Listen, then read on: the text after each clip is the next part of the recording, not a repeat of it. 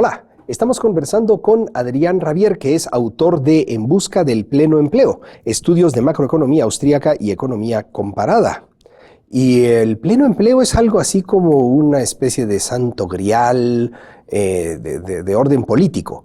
Es decir, muchos políticos basan sus propuestas electorales en ofrecer empleo, en que va a haber uso y aprovechamiento absoluto de todos los recursos. ¿Esta es una quimera o qué es esto del pleno empleo? Bueno, realmente estamos viendo desempleo en muchos lugares, en muchos países, y realmente todos los gobiernos se plantean como el objetivo final alcanzar el pleno empleo y de esa manera aumentar el bienestar. Aumentar el bienestar de la población, de los contribuyentes, de la gente que los va a elegir en el gobierno. Y lo que de alguna manera planteamos en este libro es que la solución al problema del pleno empleo es mucho más sencilla de lo que uno puede suponer. No hace falta pensar en grandes niveles de intervencionismo, en políticas monetarias aceleradas, sino que hace falta desregular los mercados laborales y al mismo tiempo dejar de utilizar la política monetaria para alcanzar el pleno empleo. Este es, digamos, el objetivo fundamental del libro. Mostrar lo que se conoce como la curva de Phillips, que es un estudio que nació en 1958 y buscaba de alguna manera, a través de la política monetaria, alcanzar el pleno empleo. Bueno, esto en la literatura recibió un impacto enorme, digamos, mucho interés, y hay ya varios premios Nobel en función de este aporte. Por un lado, Samuelson y Solow tomaron la contribución de Phillips en 1958 y en 1960 elaboraron un estudio empírico para Estados Unidos, mostrando cómo Estados Unidos podía alcanzar el pleno empleo con la política monetaria. Y hubo que esperar hasta los años 70 para que se demuestre que la política monetaria, más que generar pleno empleo, nos termina dejando con desempleo y con una inflación acelerada. Ahí es donde surgió la estanflación. Aumentos importantes de inflación, incluso de 2 dígitos, con aumentos de desempleo, también de 2 dígitos. Entonces, en este libro buscamos comparar el keynesianismo con el monetarismo de Milton Friedman, con la nueva macroeconomía clásica de Robert Lucas, Thomas Sargent y otros autores, y una respuesta desde la escuela austríaca a partir de Ludwig von Mises y Friedrich Hayek. ¿Por dónde va esa respuesta? Bueno, la respuesta tiene que ver con tomar el estudio de Milton Friedman. Él, cuando recibió el premio Nobel, lo recibió precisamente por sus contribuciones a este tema, y él en su presentación, en su lecture de 1976, lo que hace es dividir en 3 etapas la historia de este problema.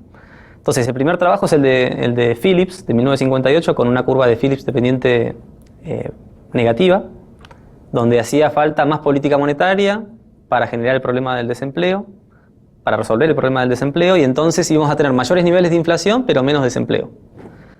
A esto Milton Friedman ofrece una respuesta. Edmund Phelps también es otro autor que en el 2006 recibió el premio Nobel por estas contribuciones. Y dicen, bueno, la política monetaria puede ser que en el corto plazo nos lleve al pleno empleo, pero una vez que las personas se den cuenta y ajusten sus expectativas adaptativas, digamos, a la inflación, entonces va a haber un ajuste donde vamos a volver a los mismos niveles de desempleo que teníamos cuando empezamos la política monetaria.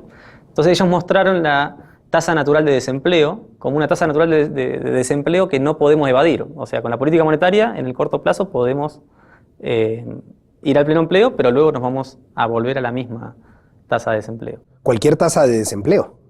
Bueno, como decía, la tasa natural de desempleo vuelve a la tasa natural de desempleo, pero esa tasa natural de desempleo, después del auge y crisis, no es la misma tasa natural de desempleo que teníamos al comienzo del ciclo. Digamos que vamos a una nueva tasa natural de desempleo. Y esa tasa natural de desempleo, como hubo un proceso de auge, crisis, depresión y destrucción de capital, hay un efecto no neutral de la política monetaria, digamos que el desempleo termina siendo mayor que el que teníamos al comienzo.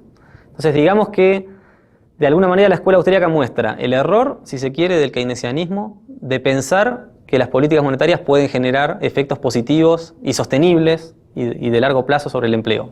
Esto no es cierto. La economía nos va a dejar con mayor desempleo si aplicamos políticas monetarias. Después, el error de Milton Friedman, que si bien tiene cierta razón en que hay un proceso de ajuste, que las políticas de corto plazo tienden a revertirse, es un error pensar que volvemos a la misma tasa natural de desempleo y que el efecto termina siendo neutral en el largo plazo. Digamos, lo que trato de mostrar es que la economía va a terminar con mayores niveles de desempleo porque hubo destrucción de capital y porque la nueva tasa natural de desempleo es consistente con más desempleo, no ni con menos ni con el mismo nivel de desempleo que teníamos al comienzo. Y esto se puede ilustrar muy bien con la crisis del 2001-2008 y lo que está por venir. En 2001 teníamos niveles de desocupación que nos estaban preocupando y las políticas monetarias nos permitieron generar empleo y la economía más o menos salió de la crisis, si se quiere alcanzando el pleno empleo. Pero en 2008 vimos una crisis que resurgió y ahora estamos mostrando más desempleo que el que teníamos en el 2001. Y ahora de nuevo estamos practicando políticas, digamos, de expansión del crédito y políticas de estímulo fiscal para generar empleo, y es muy probable que pronto veamos una nueva crisis y posiblemente mayores niveles de nuevo. Incluso es posible 2 dígitos de inflación y 2 dígitos de desempleo, volviendo a la estanflación tan temida de los años 70, fruto de no haber comprendido, digamos, las lecciones de Mises, Hayek y otros teóricos de la escuela austríaca. La actualidad del libro es importante porque parece que se estuvieran repitiendo exactamente los mismos errores que se han repetido no hace 2 siglos, hace 30 años, ¿no? Bueno, exacto. Y quizás por eso yo terminé, este trabajo de alguna manera es el resumen de mi tesis doctoral, donde trato, bueno, yo la fui elaborando desde el 2007, 2008, donde toda la crisis estaba surgiendo, y digamos que esa era mi preocupación. Hubo mucha relación en lo que pasó en la Gran Depresión de los años 30 y lo que pasa, digamos, en este momento. Digamos, y la crisis aún sabemos que no está terminada. Estados Unidos tiene una recuperación muy lenta y muy débil de su economía, y seguramente vamos a ver grandes problemas nuevamente. Y esto sí, es el no haber comprendido, digamos, las lecciones de la macroeconomía de la escuela austríaca, que tiene realmente mucho que decir en distintos temas, y en particular en temas de política monetaria y generación de empleo. Si fueras asesor económico de un político importante e influyente, y el político te dijera: mira, Adrián, necesitamos elevar el empleo rápido, ¿qué le recomendarías? Bueno, si hay que generar empleo, nada mejor que desregular el mercado. Hay que quitar todas las trabas para la generación de empleo. Digamos, si yo en Argentina realmente pudiera hacer algo de esto, yo creo que Argentina crecería el 15% anual. Sería mejor que China todavía. Tenemos todos los recursos humanos, naturales, todo lo necesario para que la economía realmente despegue y alcance niveles como Canadá, Nueva Zelanda. O sea, no sería muy difícil. Simplemente hay que eliminar los obstáculos para que se libere la energía creativa, y de esa manera los empresarios logren resolver problemas de desocupación y de pobreza. Entonces no veo grandes problemas para la generación de empleo. El problema es que el Estado, si realmente va a eliminar estas barreras y estos obstáculos a generación de empleo, va a estar tocando algunos privilegios que en el pasado se les ha otorgado a algunos sectores, a algunas industrias, incluso que se han generado en ciertos países, y esos empresarios, o más bien pseudoempresarios, van a tener que sufrir las consecuencias de empezar a competir con el mundo abierto, digamos. Así que en este sentido, la generación de empleo a través del mercado es muy sencillo, y a través del Estado, que es la otra salida, realmente no está dando los resultados que uno quisiera, y está, digamos, a la vista de todo el mundo, tomando la evidencia empírica en distintos países.